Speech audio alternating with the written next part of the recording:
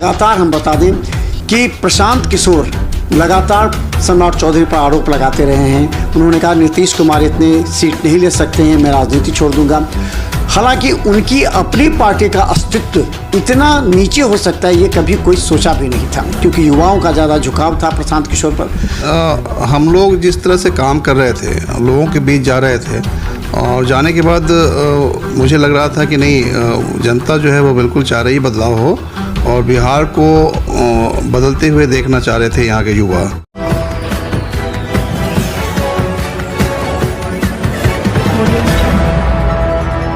नमस्कार, बिहार मिथिला न्यूज में आपका स्वागत है। मैं हूं मनोज। देखिए, राजनीति शब्द का अर्थ समझ लीजिए।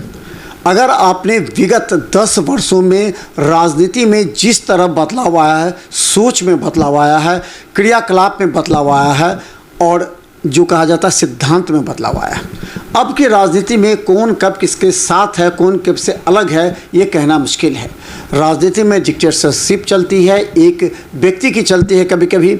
हम बता दें कि जिस तरह पूरे भारत की राजनीति हो रही है, उस राजनीति में बिहार का राजनीति काफ़ी महत्वपूर्ण है। जिस तरह नीतीश कुमार अब राज्यसभा चले गए हैं और अपना पूरा दायित्व सम्राट चौधरी को सौंप चुके हैं, और लगातार हम बता दें कि प्रशांत किशोर लगातार सम्राट चौधरी पर आरोप लगाते रहे हैं। उन्होंने कहा नीतीश कुमार इतने सीट नहीं ले सकते हैं, मैं राजनीति छोड़ दूंगा। हालांकि उनकी अपनी पार्टी का अस्तित्व इतना नीचे हो सकता है ये कभी कोई सोचा भी नहीं था, क्योंकि युवाओं का ज़्यादा झुकाव था प्रशांत किशोर पर। हमारे साथ शोएब अहमद खान हैं, जिन्होंने जिस तरह प्रशांत किशोर के कंधे से कंधे मिलाकर पूरे दरभंगा में इस पार्टी को मजबूत करने का प्रयास किया। आपका स्वागत है। बहुत बहुत धन्यवाद आपका स्वागत। अच्छा शोएब जी, आपने प्रशांत किशोर के आइडियोलॉजी से प्रभावित होकर के आपने उनका साथ दिया और कहा कि इस को और आगे बढ़ाएंगे। आपने दरभंगा में पहले आगे बढ़ाया पूरी जगह पर। आपने कभी सोचा था कि इस तरह का भी परिणाम आ सकता है, इस तरह का भी हो सकता है कि प्रशांत किशोर दूसरे पर कहे थे वो अपने हाशिए पर चले गए? बिल्कुल ऐसा तो मैंने नहीं सोचा था कि ऐसा इतना बुरा रिज़ल्ट होगा, लेकिन हम लोग जिस तरह से काम कर रहे थे, लोगों के बीच जा रहे थे और जाने के बाद मुझे लग रहा था कि नहीं, जनता जो है वो बिल्कुल चाह रही बदलाव हो और बिहार को बदलते हुए देखना चाह रहे थे यहाँ के युवा। लेकिन पता नहीं ये बीच में जो पैसे का मामला आ गया, आप देखते हैं कि उस पैसे के चक्कर में लोगों ने 10,000 रुपये का मामला आ गया। अच्छा, ग्रामीण की बात करेंगे। आपने काफ़ी मेहनत की थी। हमने देखा था कि बूथ स्तर पर आपने अपने नेटवर्क को तैयार कर लिया था। उन लोगों को एक कार्ड भी दिया गया था कि अगर सरकार बनती है तो इस तरह की बेनिफिट मिल गई, लेकिन वो वोट बैंक भी तब्दील नहीं हो पाया।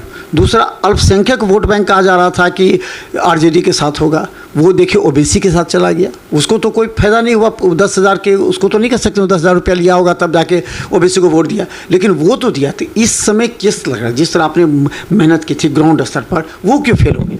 देखिए, बिहार की जनता में मैं ये कमी देख रहा हूँ कि ये वेव के साथ जाते हैं।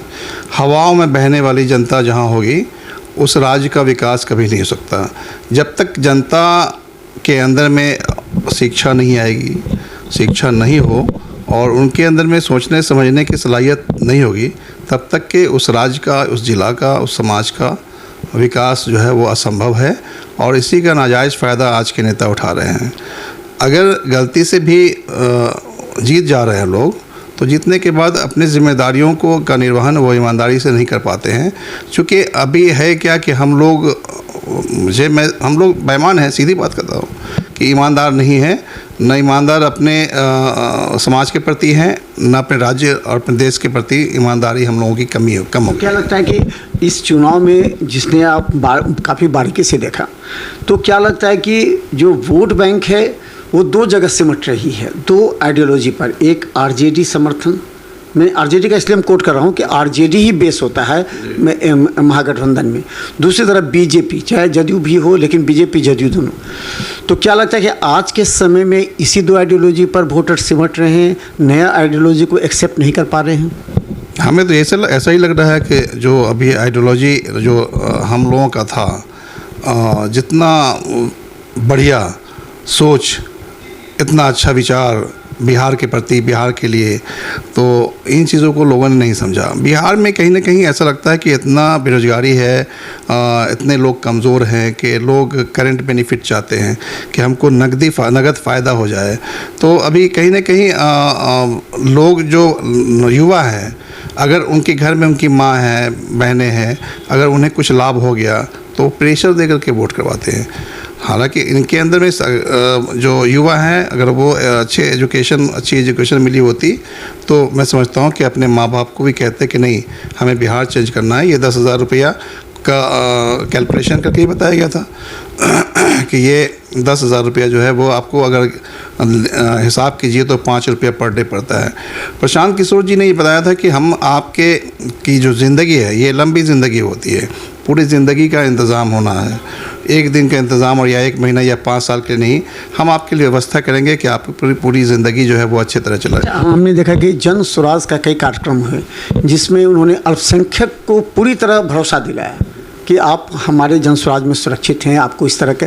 लेकिन आपके ग्रामीण विधानसभा की अगर हम बात करें तो 17,000 वोट ओबीसी को आ जाना, ये क्या दर्शाता है? क्या अल्पसंख्यकों का जो विचारधारा वो प्रशांत किशोर पर नहीं रहा, आरजेडी पर नहीं रहा और नीतीश कुमार की जदयू पर भी नहीं रहा? नहीं, अल्पसंख्यक का मामला ये हो गया था क्योंकि होता है कि मैंने बताया कि आपको एक हवा जो वेव चल गया, वहाँ पर बता दिया गया कि भाई यहाँ जन स्वराज पार्टी नहीं जीत रही है। तो इस तरह का जो उन लोगों के अंदर में हवा आया तो आरजेडी को उन्हें हराना था कि नहीं, मैं आरजेडी के साथ नहीं हूँ और इस बार वोट हम नहीं देंगे, क्योंकि आरजेडी जो है वो भी हम लोगों को से वोट लेकर के और हमें एक हाशिए पर खड़ा कर दिया है। तो उस वेव की वजह से वोट मिल गया है, कैंडिडेट की वजह से वोट नहीं मिला है वहाँ पर। और ये बता दिया कि भाई अब क्या करें वोट तो तोको नमको चूल्हे में झोंको वाला बात हो जाता है। तो इधर ना दे के बोले कि नहीं उधर हो ही नहीं सकता है, हो सकता है कि यहाँ पर मुस्लिम यूनाइट हो जाएंगे तो ओवैसी की पार्टी जीत जाएगी। लेकिन अगर पूरे के पूरे मुसलमान भी यूनाइट होकर देते तो भी ओवैसी की पार्टी नहीं जीत पाती। तो अब कहीं ना कहीं हम ये देख रहे हैं कि मुसलमानों के अंदर में भी सियासी शऊर जो होता है, जो पॉलिटिकल नॉलेज का मामला होता है या फिर कैलकुलेशन ऑफ द वोट होता है, वो कहीं ना कहीं कमी है। हम लोग अब कोशिश कर रहे हैं, उनके बीच जा रहे हैं, बता रहे हैं कि भाई बिहार कैसे आगे बढ़ेगा, या फिर अगर आप चाहते हो कि हमारी भागीदारी हो, सदन में हम भी जाएँ तो आप कैसे जीत पाओगे और कैसे हम लोग का आपसी समन्वय जो है वो बनेगा एक विधानसभा में। तो वो उन चीज़ों को अभी हम लोग बैठे नहीं हैं। जब चुनाव में भी घूमते थे तो लोग प्रशांत किशोर को व्यवसायी कहते थे कि वो एक व्यवसायी हैं। वो दूसरी बात थी कि उनके बारे में था कि वो दूसरे को जिताते हैं, कई स्टेट में गवर्नमेंट बनाते हैं, लेकिन वो अपना ही जो है सो वो विकल्प नहीं कर बना पाए गवर्नमेंट के सामने, अपने आप को भी सुदृढ़ नहीं कर पाए, बना नहीं पाए। तो क्या लगता है कि उनकी स्ट्रैटेजी में कुछ कमी थी जिस वजह से आप लोगों को पूरी तरह मनोबल या सपोर्ट नहीं मिल पाया? देखिए, स्ट्रैटेजी में तो कोई कमी नज़र नहीं आई, लेकिन कहीं ना कहीं थोड़ा बहुत चूक हुआ है, हम लोगों से चूक हुआ है। उस चूक की वजह से ऐसा मामला आया। Prashant ji no doubt strategist हैं और कई प्रदेश में उन्होंने अपना कांधा लगा करके जिताया है। लेकिन बिहार के अंदर में जिस तरह से उन्होंने मेहनत की और जितना पदयात्रा करके करीब 5500 गांव में पैदल चल करके, ना उन्होंने आंधी देखी, ना तूफान देखा, ना पानी, कुछ भी नहीं देखा, धूप में चल रहे हैं तो चल रहे हैं। तो ये करने के बावजूद भी ऐसा लग रहा था हम लोगों को कि इतना बिहार के अंदर में एक ऐसा विकल्प आया है कि लोग इन चीज़ों को समझेंगे। लेकिन दुर्भाग्य है कि बिहार के लोगों ने इन चीज़ों को समझा नहीं। और जिस तरह से हम लोगों ने एक रोड मैप तैयार किया था और बिहार को आगे बढ़ाने के लिए अग्रणी 10 राज्यों में शामिल करने की बात कर रहे थे, और उसका पूरा रोड मैप हम लोग के पास तैयार था, पूरा खाका तैयार था। और हम लोग अगर सरकार बन जाती तो हम लोग कहीं ना कहीं बिहार के अंदर में बिहार के युवाओं को यहाँ रोजगार देते। Audio Jungle.